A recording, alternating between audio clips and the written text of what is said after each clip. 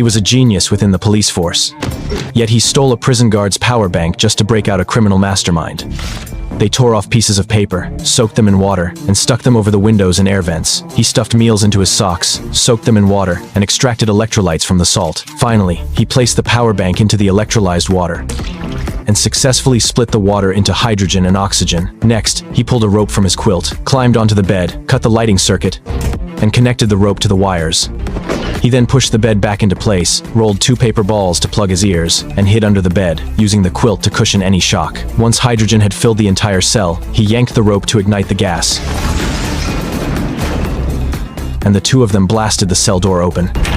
The guards heard the commotion and gave chase, but the pair had already locked themselves inside the laundry room. They toppled a storage rack, dismantled it, and reassembled the pieces into a ladder. Then they took a bedsheet, tied it to a fire hydrant, and rolled over a trash bin. They filled the bin with carbon dioxide from a fire extinguisher and finally poured alcohol into it, concocting a cooling agent right there on the spot. He applied this cooling agent to the iron security bars and tapped them lightly, breaking through an exit. The two squeezed out the window, slid down the building using the bedsheet they had brought along, deliberately creating the illusion that they had already fled far away, and then they hung the ladder on the roof. By the time the guards burst into the laundry room, the pair had already scaled the roof, successfully escaped the prison, and vanished into the woods. Unfortunately, the criminal had called for backup in advance. They knocked him out cold with a single blow.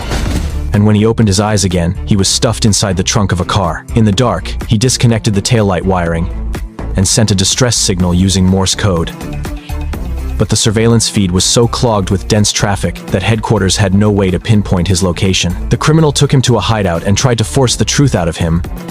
Though nitrogen is non-toxic, inhaling too much still leads to suffocation from lack of oxygen. He kicked over the nitrogen tank, blowing off its valve and instantly knocking several enemies to the ground.